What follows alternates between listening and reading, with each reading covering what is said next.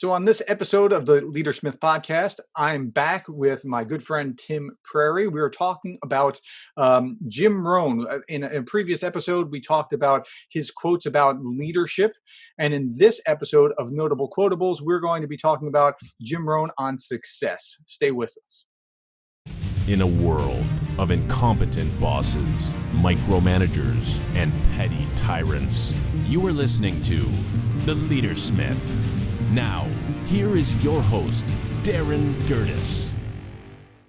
Okay, so I'm back again with my good friend Tim Prairie. If you didn't listen to the previous Notable Quotables episode where we were talking about Jim Rohn and leadership, I had him on because we were talking about something on Facebook in a thread, and he said, Jim Rohn, oh yeah, I love him. I was like, hey, I'm about to do a podcast episode about him.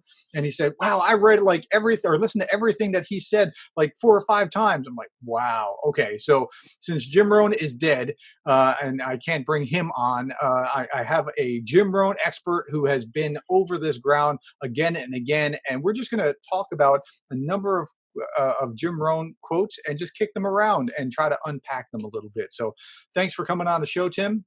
Love it. Thanks for having me. All right. So here's the first one. Work harder on yourself than you do on your job. What do you think? Yes, absolutely. Man, again, like so many of these, they're just, the layers are like onions, right? It's like, you could peel back layer after layer of that idea. But the simple idea there is when you become more in life, like, he used to say, you're not a tree, right? Like you're not a tree. You can move, you can grow, the tree can only grow as high as a tree can grow, but you have the potential for all kinds of things. And when you become more, it not only helps your company, your business, your leadership, all the things, it helps you. And that, man, how do you even unpack that without talking about it for an hour? At first blush, I didn't like that because I was thinking like, hey, you're taking away from your job. No, not really, because if you become more, you actually are going to be much more valuable to your job. So and this is one that had a big shift on me in the way that I actually conduct myself. Right. Just working harder, not just on my job, but on me. How do I improve me so that I can be better at my job? Yeah, the second part of that quote is, he says, if you work harder at your job, you could make a living, but if you work harder on yourself, you can make a fortune. Yeah. Whether you're looking for that fortune financially or in other ways in your life, I think that's so true. Yeah, that's good stuff. Here's another one. You are the average of 5 people you spend the most time with. What do you think of that? Absolutely. No question about it. I think anybody that questions that hasn't really paid attention. In my old, before I came to camp here, I used to be in construction, and the guys that I was working with, I worked with every single day, and we would leave the house. We would leave at 5 o'clock in the morning, be all working all, and there's no question that those guys influenced me. We'd start talking like each other, using expressions that guy used. Like, I never used that expression before. Now all of a sudden I'm using it. So if you make sure, look at the people that you're surrounding yourself with, because that's going to be a pretty good magnifying glass at where you're going in life. Yeah. And so when a parent distrusts the kid's friend choices, right? The kid's often like, well, don't you trust me? Sure, I trust you. I don't trust them.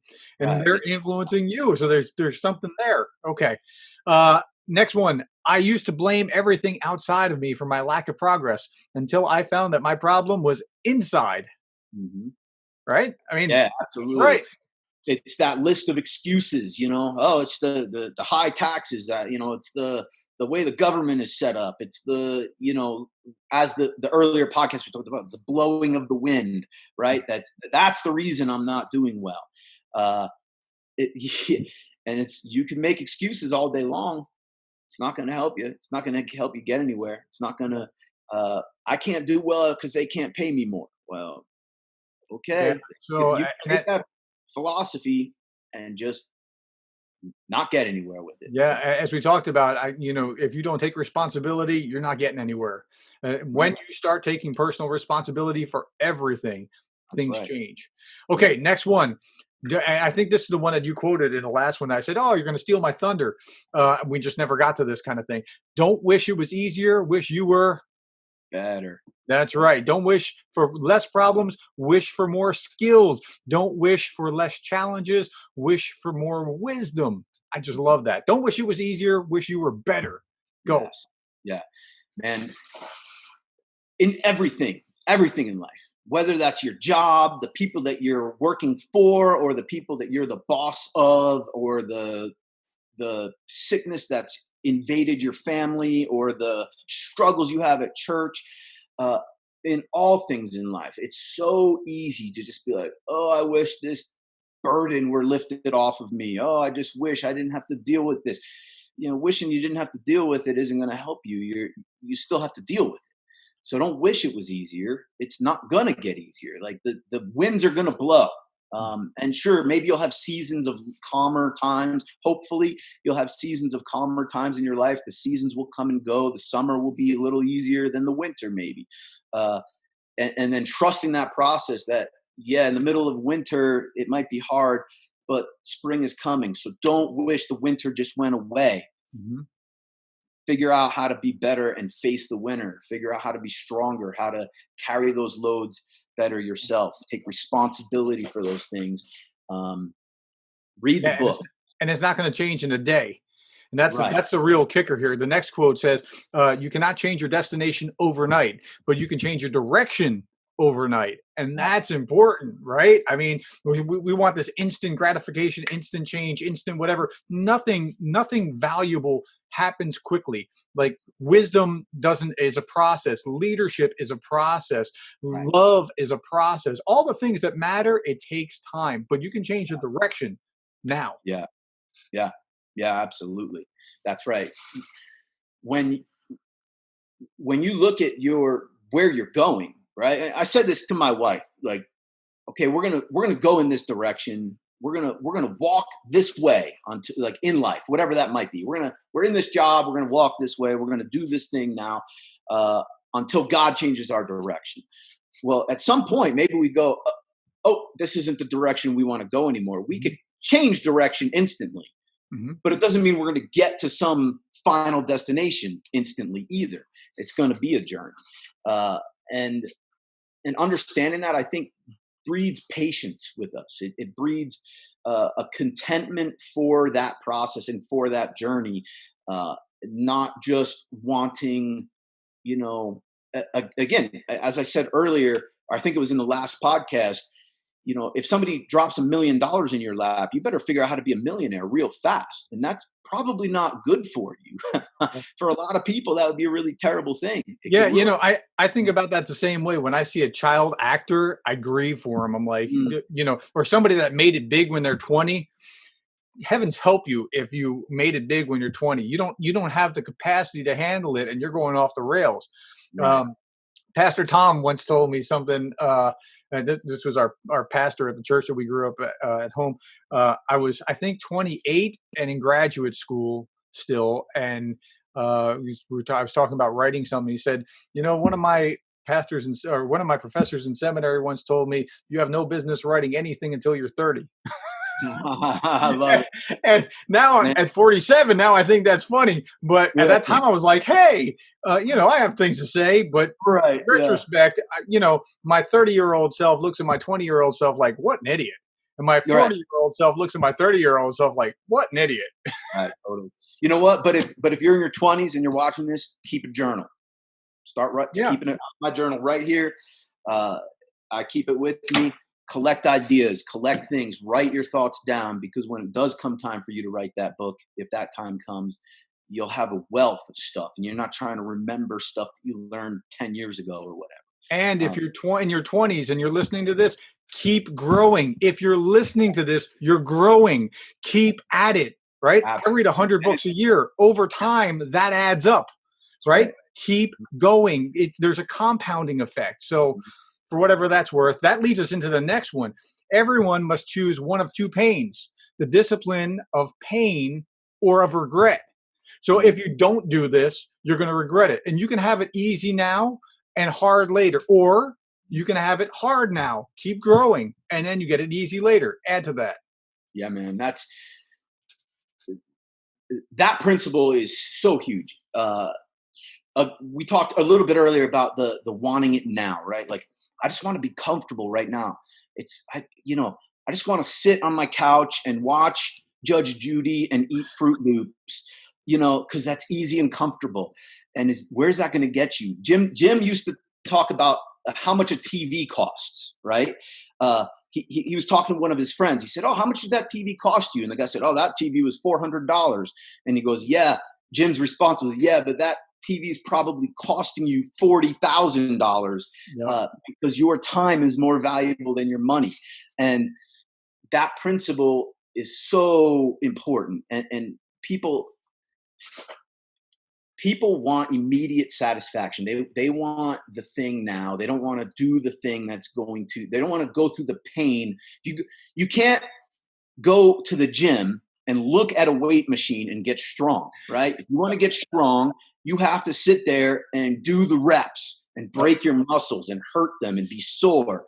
And then you start getting strong over time. It's there's another, and I hope I don't steal thunder, but it's small disciplines practiced over time, right? That's like the next one. Boom. Good, okay, so the next quote is Success is nothing more than a few simple disciplines practiced every day. Bam, you got it. Yes. Keep going. And then the continued part of that, and oh man, maybe you have it right there in front of you. I don't have it here, but what does he call it? The calamity is the opposite of that, is basically choosing the simple, choosing the easy over time. You could choose an Oreo cookie or an apple, right? Right. You could eat one Oreo cookie and you'll be all right. But if you keep choosing the Oreo cookie, it ain't going to be good for you over time, right? The walk around the block, it is going to be good for you. The sitting on your couch, it might be comfortable right now, but it's not going to get you anywhere. It's small disciplines practiced over time that get you somewhere. Yep. And so many of those disciplines, somebody used to, I can't remember who it was. Somebody said this to me once, an Olympian, if you're in a running race in the Olympics, how much faster is the first place guy than the second place guy? Oh, it's usually like hundredths of a second, right? It's not this huge gap. And the same is true in life. Like, it's small disciplines that make the difference between getting there first or getting there last. The guy that comes in last place at the Olympics is still a pretty fast guy.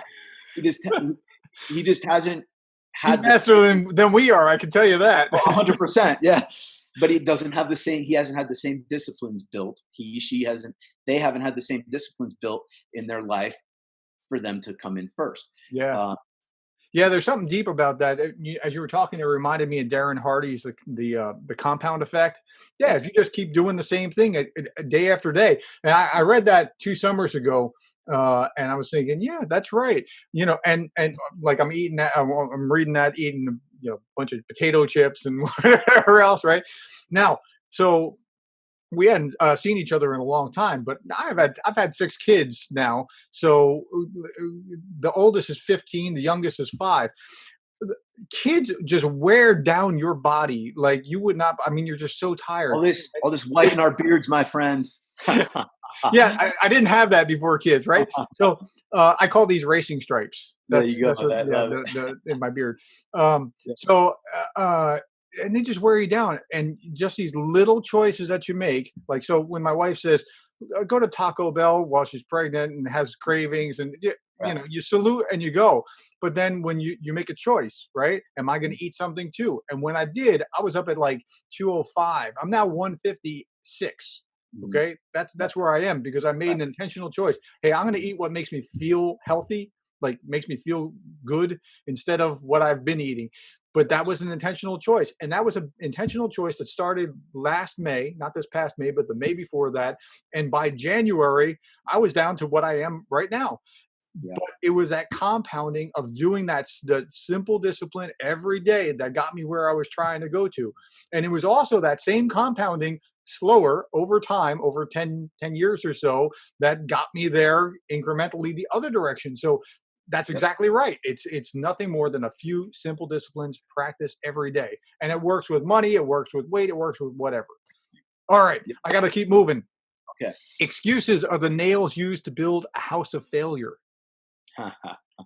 Love that. Isn't that good stuff? So I don't even know what to say about that other than yeah, absolutely. It's just so clearly, so articulate, so like, yeah, I mean, if you want to fail, just keep pouring those excuses in. Absolutely. Okay. He takes, if I may, he takes that a step further in some of his talks, Jim does, where he talks about excuses and things that maybe aren't even your fault, right? Like taking responsibility for things that maybe aren't even your fault, but not using them as excuses to like, or I didn't know, like that's a great excuse, right? Like my 14-year-old son does that all the time, right? Colson, his name's Colson. Colson, well, I didn't know I shouldn't, well, yeah, like, okay, maybe you're a little less, culpable or a little less guilty, but you still have to pay the consequences of that thing. Yeah. And those excuses, that's what they breed consequences. And yep, absolutely. Okay, I got to move to the next one. Motivation alone is not enough. You have it. If you have an idiot and you motivate him, now you have a motivated idiot. There you go. I tell you all that this guy was, he's an expert. He's been reading over this again and again.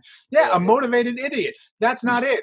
I can be motivated all day long, but until I actually do, nothing's changed. Yeah. And making, here's a principle. So you talked about you lost some weight. I don't even know if you know this, but I lost a significant amount of weight as well. I was up to almost 300 pounds at one point. Mm-hmm. And I'm down to like 200 right now. And I would say for years, I'd say, okay, yeah, I got to lose weight. I need to lose weight. I want to lose weight, but then didn't do anything about it. Right. Mm-hmm. I still kept making the decisions that was causing me to gain weight. And it wasn't until I made a real decision, like that's it.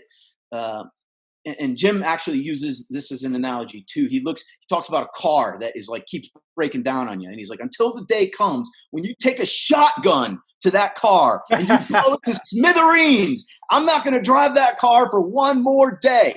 And you've made your decision. That's it. Like, I'm not going to have this body for one more. I'm going to make a decision to stop gorging myself on sugar or whatever it might be that's causing me to go in this direction. I'm going to do the thing that I need to do. Stop making excuses, stop blaming my this or that or whatever, and start walking towards and moving towards where I want to be. So what caused the decision? For me? Oh, that's a good question, man. The pain, we talked about the pain of discipline, or the pain of what was that quote that we talked about earlier? The pain of discipline or of regret. Yeah. Regret later. I got to the point where it was, I was paying the cost of that regret later. My health was failing. I was having kidney stones. I've had like 12 kidney stones or something crazy like that constantly. I just wasn't able to do the job that I knew I could do in things in life, and I got tired of being tired, and so I made a significant. That's where I was too. At a certain point, I was just like, I feel so terrible, so lethargic, so whatever. I can't keep doing this. And when I finally, I'm just going to eat what makes me feel better. Right, and you're gonna pay the cost. Yep, it's gonna the bill is gonna come. Right. One of my favorite poems is by Robert Service, is pay the bill. Right. Like it's all great until it comes time to pay the bill. And then the things get real. And sometimes you can kick that can down the road for a long time. but either you're going to pay it one way or the other. So for me, from my health wise, and for me, it was actually more than that. I'll be, if I can be frank with you for a minute, I wasn't doing well in a lot of areas in my life. My finances weren't doing well. My marriage was not doing great. My health wasn't doing good. My spiritual life was struggling. And I kind of had to come to a place where it's like, I got to start paying attention to this stuff, or things are not going to go well for me. Yep. And I took those four things, my spiritual life, my physical life, my relational life, and my financial life seriously, and started making some changes in all of those areas, not just in my health. And man, just the last 2 years, it's night and day difference. Yeah. So when you were talking about making a decision, I'm going to nerd out on you for a moment, okay? And that is, decision comes from the Latin. De means off, like no longer, and cadere, which means to cut off. So you cut off, I'm no longer going to do this. And it was cut. It wasn't just like, no, I think I would like to do that. And that's what we're talking about. Motivation isn't enough. You got to cut it off. And so that's just profound. Okay, I got to keep moving. I'll keep moving. It isn't what the book costs. It's what it'll cost you if you don't read it. Yes, man, love that. I was not a reader. So I was introduced to Jim, I think the same year he died, unfortunately. It was like 2009, 2010, somewhere in there. And a friend of mine gave me one of his audio things, and I just ate it up. I was like, this is great stuff. And I had heard other, like, something was different about Jim than like some of the other self-help guys out there. And I think that idea was one of those things. Like, he talked about a book called The Richest Man in Babylon, right? And he says, when I got the book Richest Man in Babylon, the same day I heard about it. And I was like, and I challenged myself to read 10 pages of a book every day. Yeah, there you go. That many years ago. And I still do that. And to this day. And over time, it adds up. I mean, it's amazing how that happens, huh? Yeah, for sure. And people, it's not the cost of the book that matters. It's what it's going to cost you if you don't read the book. And man, if you're listening to this and you're not a reader and you need some good books to read, I'm not sure if Darren has a good suggested reading list on his website or whatever. Come look at my library. I'll fill your library up with books. Man, so much good stuff that's been written out there, and leadership principles and philosophy. I mean, I'll geek out all day on that. But the value that books can bring to your life, there's a lot of bad books out there too, so be careful. But yes, yeah, that's true. But I mean, there a very clear shot group tends to form where multiple people are saying, yeah, this is good, this is good, this is good. But other than The Secret, I mean, it's pretty much a true story through most success books. The Secret, you can safely set aside. I read it. You don't need to leave it alone. Okay. Success is not to be pursued. It is to be attracted by the person you become. Speak to that. Yeah. Somebody once said, I don't know if it was Jim actually, or it was somebody else. Success leaves clues, right? And you can strive after whatever you have this idea in your head of what success is. And there's probably nothing wrong with working towards goals.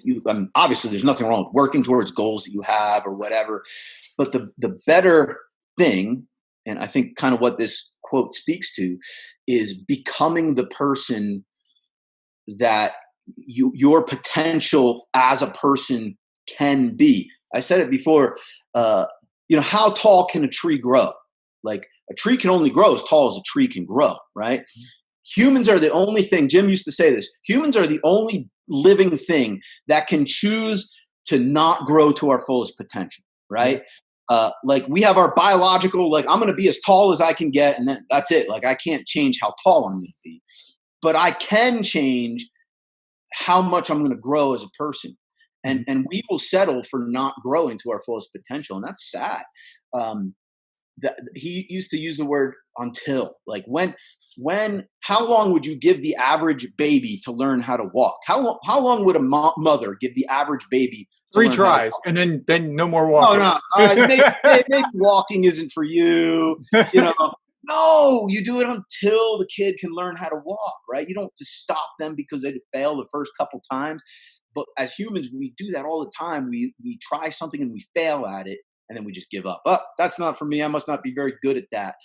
Instead of developing into the person that can be good at that can develop those skills. Yeah, he really reframes our thinking with this kind of quote, because it's not about like, if I get success, then I'll be the person. No, if you be the person, then you'll get the success. And the next quote related to that is, the ultimate reason for setting goals is to entice you to become the person it takes to achieve them. And, Right. and with that, he says, another quote just related to it: become a millionaire, not for the $1 million, but for what it will make of you to achieve it. Yes. You said the quote before, like if you took all the money in the world and distributed it evenly amongst all the people, eventually that money would find its way back into the same pockets, right? And that's not because, why is that? Well, it's because those people have become valuable. They've grown to the place where they know how to, do the thing, whatever that thing might be. And they've learned how to create success in their lives. So with that idea in mind, it's like understanding that who you are today, if you're the same person 6 months from now that you are today, what are you doing? You need to be learning and growing and challenging yourself. And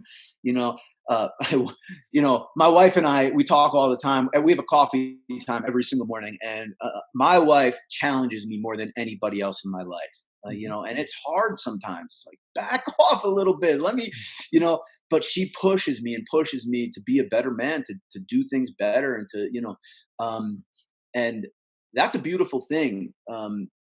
It would be so much easier to just, sit on the couch and watch a dumb TV show and not do the thing that we need to do to become the leaders that we want, that we should be, find the potential in our lives that we could, all those things.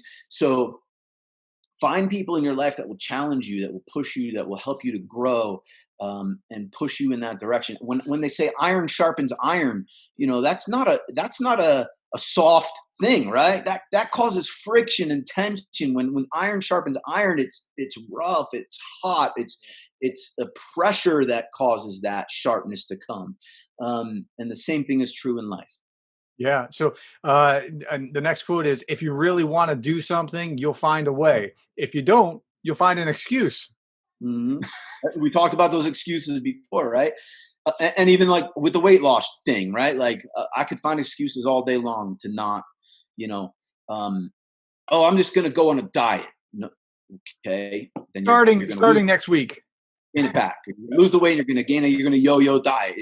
No, you have to make a decision to make a change in your life. That's right. It has to be a mental shift. Like I calculate. I have an app on my phone that I keep track of whatever it is, because in doing that, I learned a lot about whether I was staying on track or not. And now it's fairly easy. I still track it just because I want to stay on track, but it's a lot easier now, and I'm not making excuses and go, "Oh, I didn't know."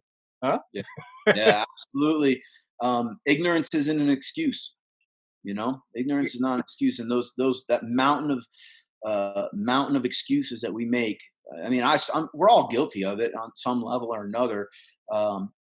We often choose the easy thing over the right thing. We often choose the path of least resistance. Even when we know that the path of greater resistance will bring us further, we don't want to deal with that. So we just go the easy way. Yeah, we all have the same hours in a day. Like, some people do have legitimate advantages, right? Yeah. But we all have the same amount of time in a day. He says this: there are only 3 colors, there are 10 digits, there are 7 notes. It's what you do with them that's important. Yes. Love that. Love it. So good. So good. Yeah. Those primary colors, you give me a palette of primary colors, I'll be lucky to draw you a happy face, but you give that same palette to Picasso or to, some creative genius, and man, they can make the most beautiful painting in the world. And well, why is that? Mhm. I Yep. haven't put the time in. I haven't spent thousands of hours practicing art. And maybe some people are more gifted in an area just naturally, and that's great, but it doesn't give you an excuse to not do the thing. If you want to become a good painter, you got to spend the time painting. Doesn't Yep. you can become a musician, you got to spend the time practicing the thing. Doesn't matter that somebody else might be more naturally gifted than you. Good for them. You But got you to can do it too. You just gotta have Yeah, to do that daily discipline to get there. Okay. absolutely. Next question is, or next quote is, before I met Mr. Shoaff, this was Jim Rohn's mentor who kind of got him on this path. Before I met Mr. Shoaff, I used to ask, how much does it cost? But he taught me to ask, what is it worth? When I started to base my life on value instead of price, all kinds of good things began to happen. What's the Yes. difference between value and price? Oh, you kind of the computer glitched there. Oh, I said, what's the difference between value and price?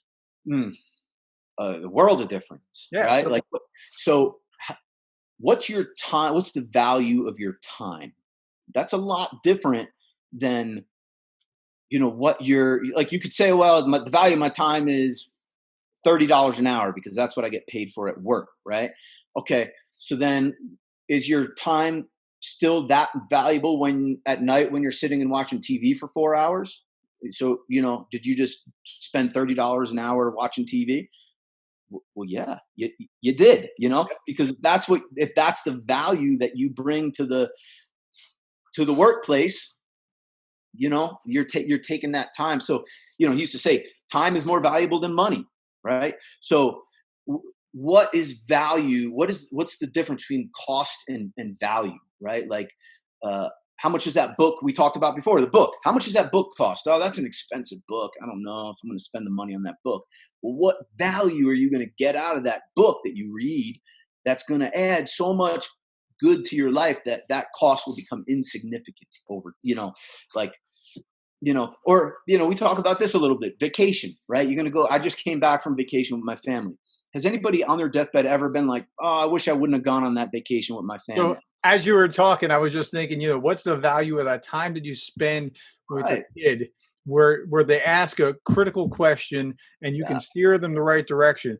Like we think like, oh, it's just we get this idea from movies. Like it's in this heroic moment where you say this speech and something happens. No, it's when I'm driving her to the orthodontist and she has a question Right. that's where something really amazing happens. Right. Yes. So it's a value of the time perpetually spent with them so it's hard to quantify the value, but the value is different than price. Yeah. They're not the same thing, and we have to understand that. Yeah. How much are those golf clubs, sitting in your garage that you never use? How much do they cost you? Right.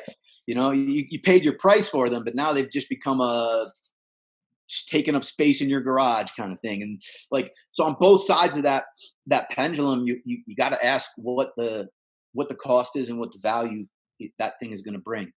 Okay, so last one I have, and this is just kind of a summary to everything that he's been saying.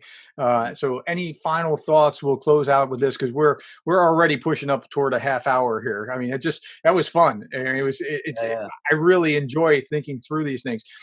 Your level of success will seldom exceed your level of personal development. Now, he's been saying that in one way or another throughout all of this, but that's it. I mean, that if you could encapsulate Jim Rohn's message, your Yeah. level of success will seldom exceed your level of personal development. Anything to add to that? And if it does, you're probably going to lose it. Wow. Right. Yeah, that's right. I mean, because you'll be Peter principled at that point. You won't be able to sustain it. Right. He says seldom, so it happens occasionally where that happens but they lose it, they go off the rails one way or another. Um, I find so that most people are able to lead through the mundane times, but leadership really the value of what you're paying that person to be in that leadership position is when you hit the rough waters. That is when it is important because while it's calm, Publius Syrus said, anyone can hold the helm during the calm times. right. So Yeah, I mean, again, what else is there to say about that? Like, it's almost self-explanatory on it. Like, it's so simple yet so deep at the same time. But Yeah. it's such a succinct, like, it's almost like, yeah, what else can I say about that? It's But, true. but we didn't think about it that way. But for the longest time, at least myself, I Mhm. thought about it like, if I could be successful, then I'll grow into that. No, it's the other way around. You Yeah, it's grow like, and yeah, then you become successful. So, yeah, hey, Tim, thanks so much for your time yeah. and sharing your expertise and background. If anybody wants to listen to Jim Rohn, you can just look him up, Jim Rohn on YouTube, and you can find hours and hours and hours of his lectures, his seminars, all out there. I mean, it's. I mean, I don't even know what to tell you if you're not willing to cash in on doing that. I'm not sure there's no magic pill. Learn from him, hear what he has to say, think about it, grow, develop, journal, like you said. But you can become more, and you have to become more if you're going to get to that next level. Last word I'll give to you. Well, thanks for having me on. I think I love it. When we started talking, it's been a minute since I've listened to Jim's stuff. And, actually just yesterday, I like, I should turn some on again and listen to some Jim. It was like revisiting an old friend. So this has been a lot of fun to talk and to revisit an old friend. With an old Both friend. with you. Yeah, that's what I was going to say. Both you and with Jim's stuff. So good. So such a good reminder to myself, even as I'm on my journey, of some of these principles and these ideas and the virtues that Jim espoused. And I love, one thing, if you're a listener here and you haven't listened to Jim, you'll hear him talk about, he doesn't consider himself an authority on the Bible at all, but he uses the Bible a lot for leadership principles and principles of all this stuff that we're talking about. And I so appreciate that stuff that we can walk and grow in all areas of our life, whether it be our spiritual life, our physical life, our emotional life, our financial life, whatever that might be. You're not a tree. You're a person created by God who has given you potential to do all kinds of things, and you should take that seriously. Take the time that you have seriously, and see what God will do with it. Yep. Well, thank you so much for coming on. And I hope for our listeners that helps you become the kind of leader that you would want to follow.